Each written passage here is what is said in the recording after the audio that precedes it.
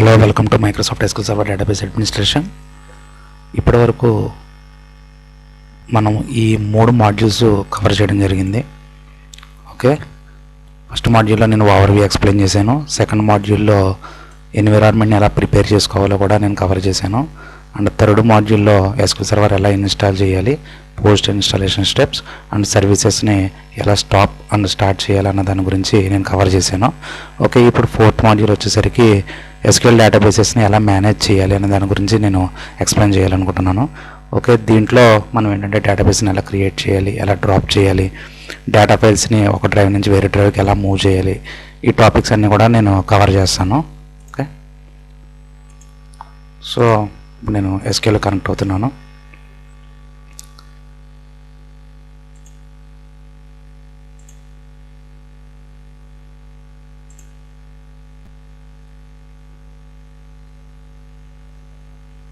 ఇక్కడ చూడండి, ప్రజెంట్ ఏంటంటే నేను నోడ్ 1 అండ్ నోడ్ 2లో ఏంటంటే ఓన్లీ ఒక సి డ్రైవ్ ఒకటే క్రియేట్ చేశాను కదా. చూడండి, ఓకే, ఓన్లీ సి డ్రైవ్ ఒకటే ఉంది. అయితే నేను ఇంకొక 2 డ్రైవ్స్ క్రియేట్ చేయాలి అని చెప్పేసి అనుకుంటున్నాను. ఎందుకంటే ఒక డ్రైవ్లో వచ్చేసి డేటాబేస్ ఎండిఎఫ్ ఫైల్ని పెడతాను, వేరే డ్రైవ్లో డేటాబేస్ లాగ్ ఫైల్ని నేను క్రియేట్ చేస్తాను. క్రియేట్ చేసి డేటా ఫైల్స్ని ఎలా మూవ్ చేయాలి అన్నదే నెక్స్ట్ వీడియోస్లో ఏంటంటే నేను కవర్ చేయాలనుకుంటున్నాను. సో ప్రజెంట్ నాకు ఏంటంటే 40 GB స్పేస్తో నేను ఒకే డ్రైవ్ని నేను ఇక్కడ క్రియేట్ చేశాను కదా, దీన్ని ష్రింక్ చేస్తాను. ఇప్పుడు ష్రింక్ చేసి 2 ఎక్స్ట్రా డ్రైవ్స్ నేను క్రియేట్ చేస్తాను. రన్ ఓపెన్ చేయండి, విండోస్ హోల్డ్ చేసి పట్టుకుని ఆర్ ప్రెస్ చేస్తే మీకు రన్ డైలాగ్ బాక్స్ ఓపెన్ అవుతుంది. దీనిలో ఏం చేస్తారంటే disk MGMT disk management .msc అని చెప్పేసి మీరు టైప్ చేసి ఎంటర్ ప్రెస్ చేయండి. ఎంటర్ ప్రెస్ చేస్తే మీకు డిస్క్ మేనేజ్మెంట్ డాష్బోర్డ్ ఇలా ఓపెన్ అవుతుంది. ఓకే, ఇక్కడ చూడండి మీకు సి డ్రైవ్ కనిపిస్తుంది కదా. నేను ఇప్పుడు దీన్ని ఏంటంటే కొంచెం స్పేస్ని సి డ్రైవ్ నుంచి కొంచెం ష్రింక్ చేయాలనుకుంటున్నాను. సో సి డ్రైవ్ మీద మీరు రైట్ క్లిక్ చేసి ఇక్కడ ష్రింక్ వాల్యూమ్ అని చెప్పేసి ఉంది కదా, దీన్ని క్లిక్ చేయండి.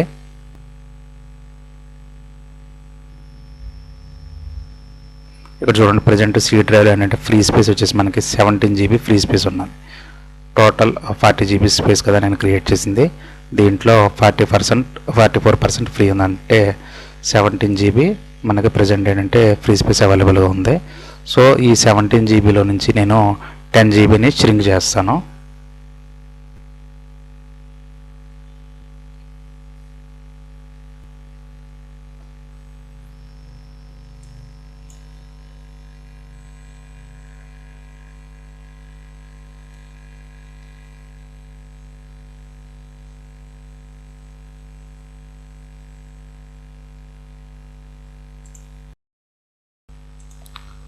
సో నేను ష్రింక్ వాల్యూమ్ని క్లిక్ చేశాక ష్రింక్ సి అని చెప్పేసి మనకి పాపప్ ఓపెన్ అయింది కదా. దీంట్లో చూడండి మనకు ప్రజెంట్ 17 GB ఫ్రీ స్పేస్ ఉంది కదా, అంటే 17,671 మెగాబైట్స్ అన్నది అవైలబుల్గా ఉన్నదని చెప్పేసి ఇక్కడ చూపిస్తుంది. సో దీంట్లో నుంచి నేను ఒక 10,000 MB అంటే 10 GBని ష్రింక్ చేస్తాను. ఓకే, మీరు 10,000 ఎంటర్ చేశాక ష్రింక్ ప్రెస్ చేయండి. ష్రింక్ మీద క్లిక్ చేశాక ఇక్కడ చూడండి సి డ్రైవ్ పక్కనే మీకు కొంచెం ఫ్రీ స్పేస్ క్రియేట్ అవుతుంది, 10 GB, nearly 10 GB. Okay, so ఇప్పుడు దీన్ని నేను 2 పార్టీషన్గా డివైడ్ చేస్తాను. దీని మీద చూడండి న్యూ సింపుల్ వాల్యూమ్ అని చెప్పేసి ఉంది కదా, ఇది క్లిక్ చేస్తే నెక్స్ట్ ప్రెస్ చేయండి. నెక్స్ట్ ప్రెస్ చేశాక చూడండి ఇక్కడ నేను 10,000 MBని నేను ఇందాక ష్రింక్ చేశాను కదా, దీంట్లో నుంచి దీన్ని 2 డ్రైవ్స్ కింద నేను ష్రింక్ చేస్తానని చెప్పేసి చెప్పాను కదా. సో ఒక డ్రైవ్ వచ్చేసి ఒక 7,000 చేద్దాం. నెక్స్ట్ దీన్ని ఏంటంటే నేను MDF ఫైల్ క్రియేట్ చేయడానికి నేను దీన్ని యూజ్ చేసుకుంటాను. సో నాకు MDF ఫైల్స్ని క్రియేట్ చేసుకుంటున్నాను కాబట్టి దీన్ని ఈజీగా ఐడెంటిఫై చేయడం కోసం నేను డ్రైవ్ లెటర్ని M సెలెక్ట్ చేసి ఉన్నాను. ఓకే, నెక్స్ట్ ప్రెస్ చేయండి. తర్వాత డ్రైవ్ నేమ్ వచ్చేసి నేను డేటా అని చెప్పేసి పెట్టుకుంటున్నాను. Next finish. ఓకే, చూడండి ఇక్కడ మీకు 7 GB ఒక డ్రైవ్ క్రియేట్ అయింది. ఇంకా రిమైనింగ్ వచ్చేసి నియర్లీ 3 GB ఏంటంటే ఫ్రీ స్పేస్ ఉన్నది మనకి. సో దీన్ని ఇంకొక డ్రైవ్ కింద క్రియేట్ చేద్దాం. New simple volume wizard click చేసి నెక్స్ట్. సో 3 GB ఉన్నది కదా, దీన్ని అలాగే ఉంచేస్తున్నాను. నెక్స్ట్ ఓకే, దీంట్లో వచ్చేసి నేను డేటాబేస్ లాగ్ ఫైల్స్ క్రియేట్ చేయడం కోసం నేను ఈ డ్రైవ్ని యూజ్ చేసుకుంటాను. సో లాగ్ ఫైల్స్ని నేను క్రియేట్ చేస్తాను కాబట్టి దీన్ని ఈజీగా ఐడెంటిఫై చేయడం కోసం నేను డ్రైవ్ లెటర్ ఎల్ అసైన్ చేస్తున్నాను. ఓకే, నెక్స్ట్ ఎంఓ ఎల్ అని చెప్పేసి అసైన్ చేయాలని ఏం లేదు, మీకు నచ్చిన డ్రైవ్ లెటర్ని మీరు అసైన్ చేసుకోవచ్చు. నేను ఈజీగా ఐడెంటిఫై చేయడం కోసం డేటా డ్రైవ్స్కి వచ్చేసి ఎం అండ్ అలాగే లాగ్ డ్రైవ్స్కి వచ్చేసి ఎల్ డ్రైవ్ లెటర్ని నేను అసైన్ చేశాను అంతే. ఓకే, ఇక్కడ వాల్యూమ్ లేబుల్ వచ్చేసి లాగ్ అని చెప్పేసి అసైన్ చేస్తున్నాను. ఓకే, నెక్స్ట్ క్లిక్ చేయండి, ఫినిష్. ఓకే, ఇంకా నాకు డిస్క్ మేనేజ్మెంట్ అవసరం లేదు, దీన్ని క్లోజ్ చేస్తున్నాను. ఇప్పుడు చూడండి, ఫైల్ ఎక్స్ప్లోరర్ ఓపెన్ చేస్తే ఇక్కడ చూడండి సి డ్రైవ్ కాకుండా మనకి ఎం అండ్ ఎల్ డ్రైవ్స్ రెండు కూడా క్రియేట్ అయిపోయినాయి. ఓకే, ఇప్పుడు డేటాబేస్ని ఎలా క్రియేట్ చేయాలన్నా చెప్పి చూద్దాం. ఇప్పుడు ఎస్ఎస్ఎంఎస్ ఓపెన్ చేయండి.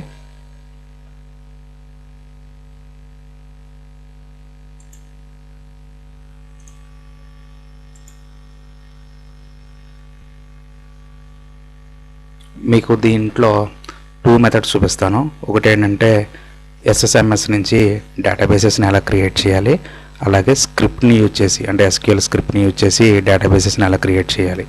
సో ఈ 2 మెథడ్స్ నేను ఏంటంటే ఈ వీడియోలో కవర్ చేస్తాను. మీరు ఏ మెథడ్లో అయినా కూడా డేటాబేస్ని క్రియేట్ చేయొచ్చు, ఎస్ఎస్ఎంఎస్ నుంచి కానీ స్క్రిప్ట్ నుంచి కానీ. ఈ విధంగానే క్రియేట్ చేయాలని చెప్పేసి ఏం లేదు.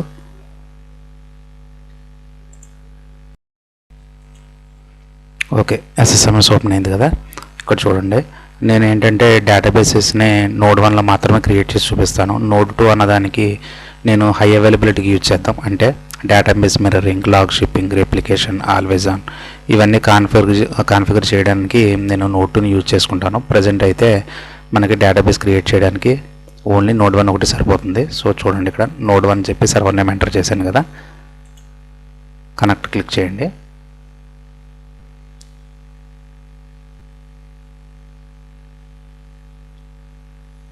ఓకే, ఇప్పుడు చూడండి నోడ్ 1 కనెక్ట్ అయిపోయాను. కనెక్ట్ అయ్యాక నేను ఫస్ట్ ఏంటంటే డేటాబేస్ని ఎలా క్రియేట్ చేయాలన్నదే ఎస్క్యూఎల్ సర్వర్ మేనేజ్మెంట్ స్టూడియో నుంచి చూపిస్తాను. ఇక్కడ చూడండి, మీకు లెఫ్ట్ సైడ్లో డేటాబేసెస్ అని ఉంది కదా, దీన్ని ఎక్స్పాండ్ చేయండి. ఎక్స్పాండ్ చేస్తే ఇక్కడ మనకి డేటాబేసెస్ అనేవి ఏమీ లేవు. అంటే ఇది ఫ్రెష్ ఇన్స్టాలేషన్ కాబట్టి డేటాబేసెస్ అనేవి ఏమీ లేవు. సో ఇప్పుడు నేను దీంట్లో ఒక ఎంటీ డేటాబేస్ని క్రియేట్ చేయాలనుకుంటే కనుక ఇక్కడ మీకు డేటాబేసెస్ అని చెప్పేసి ఒక ఫోల్డర్ నేమ్ కనిపిస్తుంది కదా, దీని మీద రైట్ క్లిక్ చేసి న్యూ డేటాబేస్ దీన్ని క్లిక్ చేయండి.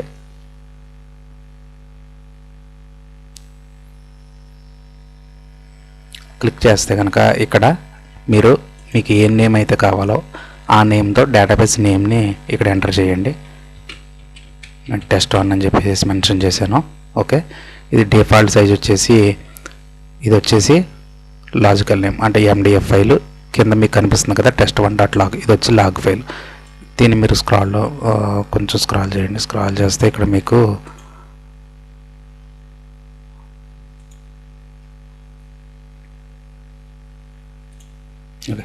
ఇక్కడ స్క్రాల్ చేస్తే మీరు ఇక్కడ చూడండి, ఈ ఎండిఎఫ్ ఎల్డిఎఫ్ ఫైల్స్ మీకు ఎక్కడ క్రియేట్ అవుతాయి అంటే ఇక్కడ మీకు పాత్ కనిపిస్తుంది కదా, బై డిఫాల్ట్ వచ్చేసి సి డ్రైవ్లో ఇవి క్రియేట్ అవుతాయి. ఓకే, ఒకవేళ మీకు నేను ఇందాక ఆల్రెడీ 2 డ్రైవ్స్ క్రియేట్ చేశాను కదా, అంటే ఎండిఎఫ్ ఫైల్ వచ్చేసి ఎం డ్రైవ్లో అండ్ లాగ్ ఫైల్ వచ్చేసి ఎల్ డ్రైవ్లో నేను క్రియేట్ చేయాలనుకుంటున్నాను. సో ఇప్పుడు ఏం చేద్దామంటే ఇక్కడ బ్రౌజ్ కనిపిస్తుంది కదా, ఈ బ్రౌజ్ సెలెక్ట్ చేసి నేను ఎం డ్రైవ్ని సెలెక్ట్ చేసుకుంటున్నాను. ఇక్కడ ఇంకొక రన్ చేద్దాం. ఎం డ్రైవ్లో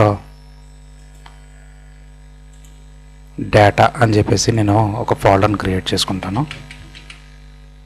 అలాగే ఎల్ డ్రైవ్లో లాగ్ అని చెప్పేసి ఒక ఫోల్డర్ని క్రియేట్ చేసుకుని దాంట్లో నేను ఫైల్స్ని పెడతాను. ఓకే, ఇప్పుడు చూడండి నేను బ్రౌజ్ చేశాను కదా,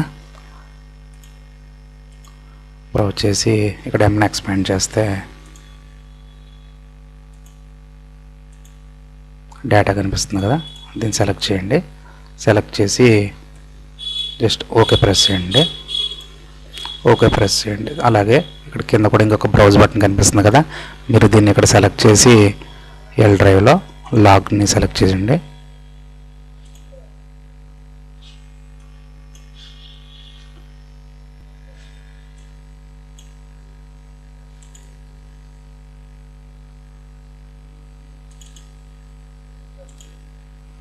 ఓకే, ఇక్కడ చూడండి, ఇప్పుడు మనకి పాత్ అనేది చేంజ్ అయింది కదా, చూడండి. ఓకే, ఎం డేటా ఎల్ లాగ్. ఓకే, ఇప్పుడు వచ్చేసి నేను ఓకే ప్రెస్ చేస్తున్నాను.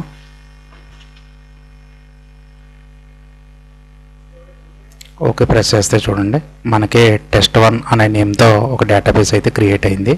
ఈ ఫైల్స్ ఎక్కడ క్రియేట్ అయినాయి అన్నది మళ్ళీ ఒకసారి మీరు వెరిఫై చేసుకోవాలనుకుంటే కనుక MDF ఫైల్స్ ఎక్కడ ఉన్నాయన్నా చూడాలనుకుంటే డేటాబేస్ మీద రైట్ క్లిక్ చేసి ఇక్కడ ప్రాపర్టీస్ అని ఉంది కదా, ఈ ప్రాపర్టీస్కి వెళ్ళండి. ప్రాపర్టీస్లో మీకు లెఫ్ట్ సైడ్ చూడండి ఫైల్స్ అని చెప్పేసి మీకు కనిపిస్తుంది కదా, ఈ ఫైల్స్ మీద క్లిక్ చేయండి. క్లిక్ చేస్తే test1 ఈ డేటా ఫైల్ వచ్చేసి ఇక్కడ చూడండి ఎం డ్రైవ్ డేటాలో ఉంది. దీని నేమ్ వచ్చేసి test1.mdf అని చెప్పేసి క్రియేట్ అయింది. అలాగే test1_log ఈ ఫైల్ నేమ్ వచ్చేసి ఎల్ డ్రైవ్ లాగ్ ఫోల్డర్లో test1_log దీని ఎక్స్టెన్షన్ చూడండి .ldf అని చెప్పేసి క్రియేట్ అయింది.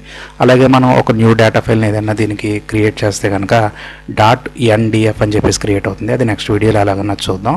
ఓకే, బై డిఫాల్ట్ వచ్చేసి మనం ఎంటీ డేటాబేస్ ఏదైనా క్రియేట్ చేసినప్పుడు బై డిఫాల్ట్గా ఓన్లీ 2 ఫైల్స్ మాత్రమే క్రియేట్ అవుతాయి. ఒకటి .mdf, అలాగే సెకండ్ది వచ్చేసి .ldf. ఎం అంటే మాస్టర్ డేటా ఫైల్, కొంతమంది మెయిన్ డేటా ఫైల్ అని చెప్పేసి కూడా అంటారు. సెకండ్ది వచ్చేసి log data file. Okay, so దీన్ని ఓకే చేయండి. ఇది వచ్చేసి SQL సర్వర్ మేనేజ్మెంట్ స్టూడియో నుంచి డేటాబేస్ని ఎలా క్రియేట్ చేయాలి అన్నది.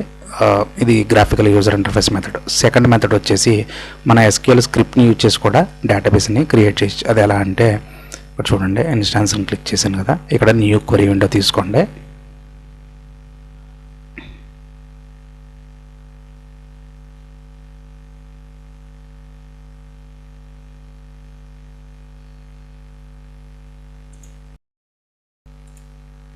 Okay, new query window open అయింది కదా. ఓకే, ఇది వచ్చేసి డేటాబేస్ని క్రియేట్ చేయడానికి స్క్రిప్ట్. ఓకే, ఇక్కడ ఏంటంటే size, max size, file growth ఇవన్నీ ఉన్నాయి కదా. ఇవి నెక్స్ట్ వీడియోలో ఏంటన్నది మీకు క్లియర్గా చూపిస్తాను. ఓకే, ప్రజెంట్ అయితే ఈ పారామీటర్స్ మీరు ఇగ్నోర్ చేయండి. ఓకే, కరెక్ట్గా చెప్పాలంటే మీకు ఒక డేటాబేస్ని క్రియేట్ చేయాలంటే క్రియేట్ డేటాబేస్, ఏ డేటాబేస్ని అయితే క్రియేట్ చేయాలనుకుంటున్నారో ఆ నేమ్ కనుక మీరు ఇక్కడ అసైన్ చేసి ఎగ్జిక్యూట్ కనుక క్లిక్ చేసినట్లయితే కనుక test2 నేమ్తో ఒక ఎంటీ డేటాబేస్ అనేది క్రియేట్ అవుతుంది. కానీ ఈ MDF LDF ఫైల్స్ అనేది డిఫాల్ట్గా ఎక్కడైతే లొకేషన్లో ఉన్నాయో ఆ లొకేషన్లో క్రియేట్ అయిపోతూ ఉంటాయి. సో నేను ఇక్కడ ఏంటంటే నాకు MDF ఫైల్ వచ్చేసి M డ్రైవ్లో కావాలి, అలాగే LDF ఫైల్ వచ్చేసి L డ్రైవ్లో క్రియేట్ చేయాలని చెప్పేసి అనుకుంటున్నాను. కాబట్టి నేను ఇక్కడ మాన్యువల్గా పాత్ అన్నది సెట్ చేశాను. ఓకే, ఇప్పుడు క్వరీని మీరు ఎగ్జిక్యూట్ చేస్తే కనుక చూడండి, కమాండ్ కంప్లీటెడ్ సక్సెస్ఫుల్లీ. ఇప్పుడు డేటాబేస్ క్రియేట్ అయిందో లేదో చూద్దాం. ఇక్కడ మనకి లెఫ్ట్ సైడ్లో వచ్చేసి ఓన్లీ test1 ఒకటే కనిపిస్తుంది కదా. ఇక్కడ డేటాబేసెస్ మీద రైట్ క్లిక్ చేసి జస్ట్ ఇక్కడ రీఫ్రెష్ అని ఉంటుంది, రీఫ్రెష్ క్లిక్ చేయండి. రీఫ్రెష్ క్లిక్ చేస్తే ఇక్కడ చూడండి test2 అన్నది క్రియేట్ అయిపోయింది.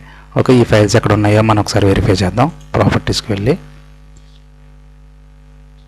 ఓకే ఫైల్స్ మీద క్లిక్ చేయండి.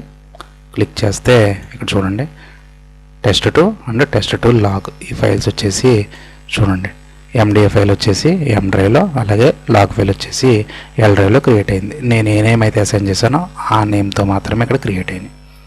సో ఇది వచ్చేసి స్క్రిప్ట్ని యూజ్ చేసి మనం డేటాబేసెస్ని ఎలా క్రియేట్ చేయాలి అని చెప్పేసి ఇది సెకండ్ ఎగ్జాంపుల్.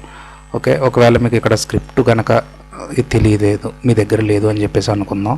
ఇప్పుడు ఎలా క్రియేట్ చేయాలో ఇంకొకటి ఎగ్జాంపుల్ చూపిస్తా చూడండి. ఓకే, మీకు గ్రాఫికల్ యూజర్ ఇంటర్ఫేస్లో డేటాబేస్ని ఎలా క్రియేట్ చేయాలో తెలుసు కదా. చూడండి, రైట్ క్లిక్ చేసి న్యూ డేటాబేస్ మీద నేను క్లిక్ చేయండి. క్లిక్ చేసి ఇక్కడ test3 అని చెప్పేసి నేను నేమ్ ఇచ్చాను కదా. ఓకే, మీకు అలాగే ఇక్కడ ఆప్షన్స్లో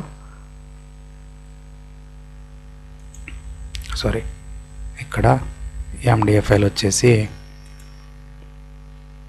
M డ్రైవ్లో,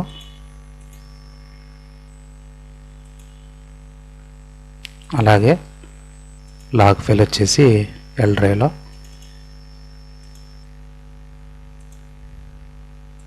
ఓకే నేను పెడుతున్నాను. ఇక్కడ చూడండి.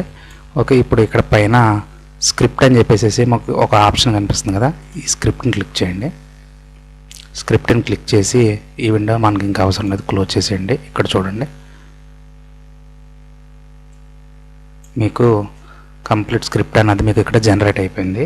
ఇక్కడ చూడండి, ఇదే ఆటోమేటిక్గా స్క్రిప్ట్ని క్రియేట్ చేసుకుంది. ఎం డ్రైవ్లో test3.mdf, అలాగే ఎల్ డ్రైవ్లో test3.ldf అని చెప్పేసి క్రియేట్ అయిపోయింది.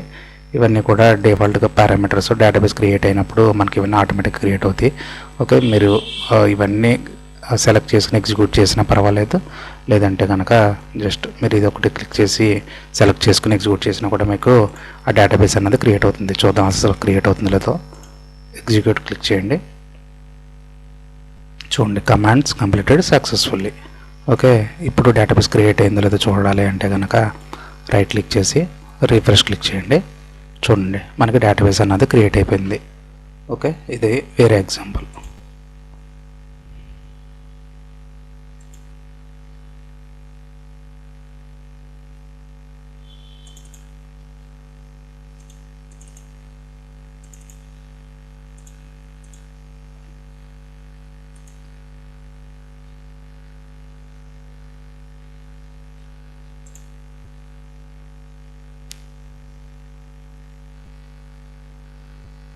సో ఇప్పుడు థర్డ్ మాడ్యూల్లో ఫస్ట్ టాపిక్ అయిపోయింది.